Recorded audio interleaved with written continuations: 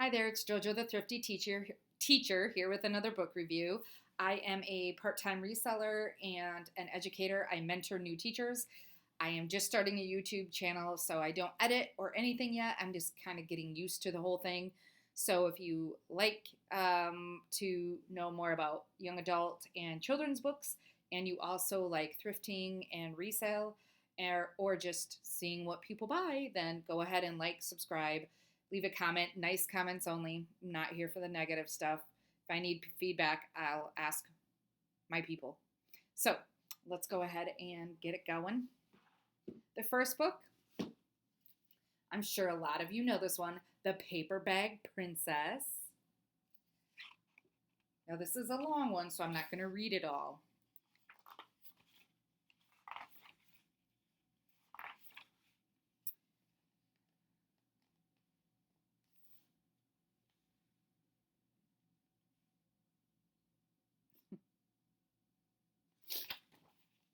Elizabeth was a beautiful princess. She lived in a castle and had expensive princess clothes.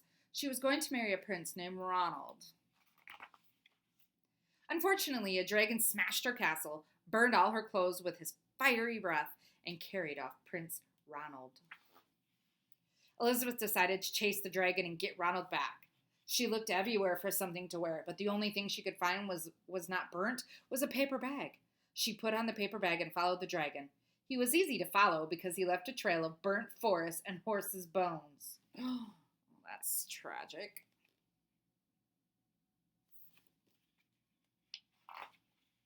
Finally, Elizabeth came to a cave with a large door that had a huge knocker on it. She took hold of the knocker and banged on the door. The dragon stuck his nose out of the door and said, "Well, a princess. I love to eat princesses, but I have already eaten a whole castle today. I am very busy, dragon. Come back tomorrow." He slammed the door so fast that Elizabeth almost got her nose caught.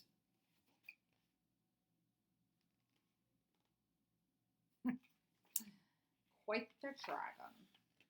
Elizabeth grabbed the knocker and banged on the door again. The dragon stuck his nose out of the door and said, "Go away. I love to eat princesses, but I have already eaten a whole castle today. I'm a very busy dragon. Come back tomorrow." "Wait," shouted Elizabeth. "Is it true that you are the smartest and fiercest dragon in the whole world?" "Yes," said the dragon. "It is true," said Elizabeth, "that you can burn up 10 forests with your fiery breath." "Oh, yes," said the dragon, and he took a huge deep breath and breathed out so much fire that he burnt up 50 forests. "Well, that's horrible. Not a big fan of this." "Fantastic," said Elizabeth, and the dragon took another huge breath and breathed out so much fire that he burnt up 100 forests. Bad guy. "Magnificent," said Elizabeth, and the dragon took another huge breath, but this time nothing came out. The dragon didn't even have enough fire left to cook a meatball. Maybe I am going to read the whole thing. Elizabeth said, "Dragon, is it true that you can fly around the world in just 10 seconds?" "Why, yes," said the dragon, and jumped up and flew all the way around the world in just 10 seconds. He was very tired, and when he got back, but Elizabeth shouted, "Fantastic, do it again." So the dragon jumped up and flew around the whole world in just 20 seconds. When he got back, he was so tired to talk. He was too tired to talk, and he lay down and went straight to sleep. Look at his face.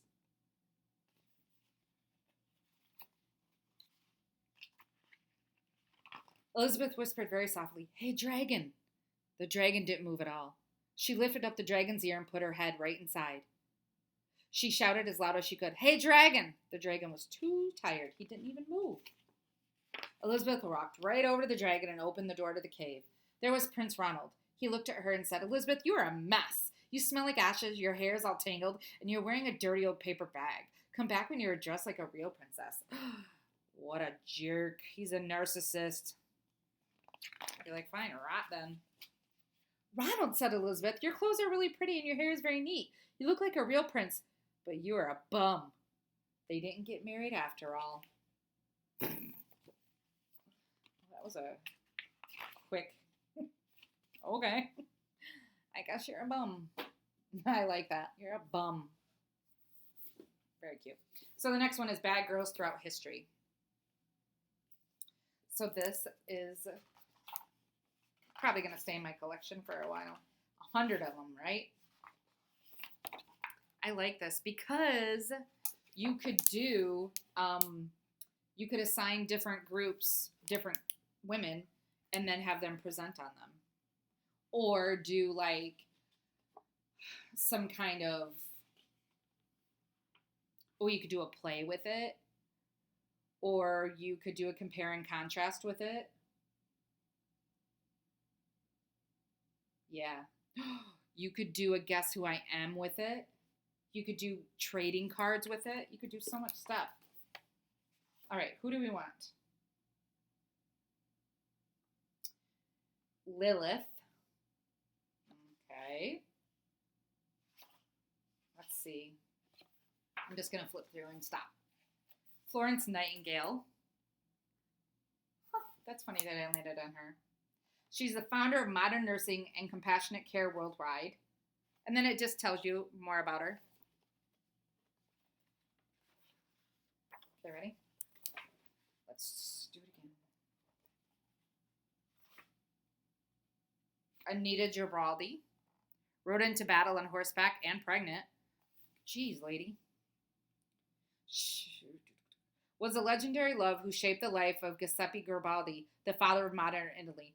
Born to a poor family in Brazil, Anita met the young revolutionary Garibaldi when, is it Garibaldi? Garibaldi? When he came to the country for the Ragamuffin War. A skilled and courageous horsewoman, she taught him the gaucho way of life and joined him on the battlefield. They fought together with many rebel groups across South America, including the Battle of Banos, where she was captured by their adversaries and told that Giuseppe had died. She searched the battlegrounds, and when she didn't find his body, she escaped on horseback and crawled through the woods for 4 days without food or water until she was reunited with the rebels and Giuseppe, all while pregnant with their first child. Wow. That's crazy town. Iva Tokyo Rose. Let me try to say her name.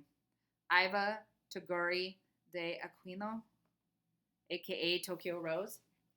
In a clear case of being in the wrong place at the wrong time, de Aquino, wow, she lived from 1916 to 2006, was an American citizen who was stranded in Japan after the bombing of Pearl Harbor in World War II. When she refused to renounce her U.S. citizenship, she and other captured POWs were forced to work at Radio Tokyo, a station that broadcast in English to the Allied troops in the South Pacific. She was soon a minor celebrity with thousands of GIs tuning into her show, The 0 Hour. She performed comedy sketches, played pop songs, and delivered Japanese war propaganda intended to lower the morale of the soldiers, but with a tongue-in-cheek attitude that demonstrated she was not a Japanese sympathizer. Her reports actually raised the morale of the U.S. soldiers. Tokyo Rose was a moniker that the soldiers came up with to put a name to the seductive and mysterious female voice on the radio. It became closely tied to De Aquino after the war, when the United States charged her with 8 counts of treason upon her return. She served 6 years in prison. But in 1976, a reporter investigated further into her case and unearthed 2 witnesses who admitted they had committed perjury under threat from the FBI that they would be charged with treason themselves if they didn't turn her in. The following year, President Ford granted De Aquino a full pardon. Wow, she'd be a good one. Helen Gurley Brown. Good girls go to heaven, bad girls go everywhere. What is her claim to fame? Was an editor-in-chief of Cosmo magazine for more than 32 years, transforming it into the guide to a fun, sexy, fearless life for single girls. She worked at more than 17 secretarial jobs before advancing as an ad agency copywriter. She was so good that she became one of the highest paid copywriters in the 1960s, and a job few women held. She published her first book, Sex and the Single Girl, which openly encouraged single women to embrace careers, financial independence. Okay. That's probably one I wouldn't read with the kids. Oh, Beatrix Potter. Rabbits and Squirrels and Mice, Oh My. She wrote The Tale of Peter Rabbit. Let's see. Georgia O'Keeffe. Mother of American modernist art. The Brazilian bombshell, Carmen Miranda. She was born into a deeply Catholic family that moved from Portugal to Brazil when she was a young child. Though her mother supported Miranda's pursuit of a performance career, Miranda was beaten by her strict father after he found out that she had auditioned to be on a radio show. She persisted and was soon discovered by a music producer, which led her to making records and films and becoming a Brazilian star. After 6 years of success in Brazil, She was discovered by Liz Schubert, who brought her to New York to star in a musical Broadway, The Streets of Paris. Hmm.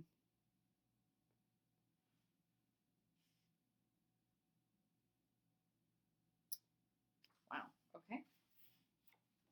Let's see. Two more. Queen Elizabeth I reigned for 45 years and gave her name to an era. She was intelligent, hot-tempered, and cunning. She quickly established herself as a courageous queen. She decided to never marry on the grounds that God had given her alone the divine right to rule. Thus, she never divided her power. She defeated the Spanish Armada and ousted the French from Scotland. That's cool. She became a leader of world trade through her aggressive tactics and commissioning adventurers to establish new trade routes. Wow. Let's see. Billie Holiday sang love songs like nobody else. She's one of the most influential American jazz singer-songwriters in musical history. Cutting her first record at 18, the Torch singer overcame a painful childhood, including a stint as a sex worker alongside her mother, to change the jazz scene and become a musical supernova. Holiday had no formal musical training and could barely read music, but she worked hard to break in, singing at nightclubs around New York for tips. Soon she was touring with Artie Shaw and his orchestra, the first female African-American singer to tour with an all-white band, though she had to enter through the back door of venues. Her distinctive vocal style changed the vocal jazz world and became an indelible impression in songs like Strange Fruit, God Bless This Child, and The Man I Love, which showcased her knack for emotional intensity and tempo manipulation. She recorded hundreds of songs in her lifetime and performed at Carnegie Hall. She succumbed to her own demons, heroin addiction at age 45. Wow. Lillian Bland, who's this? Oh, she was an aviator.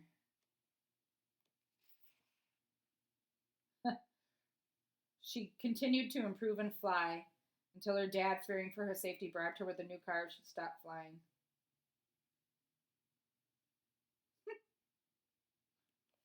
That's cool. Belva Lockwood, first female lawyer and to argue in front of the Supreme Court. This is a cool book. So I hope you enjoyed that. Again, I am JoJo the Thrifty Teacher, and I am a part-time reseller and educator. So I hope you will join me again.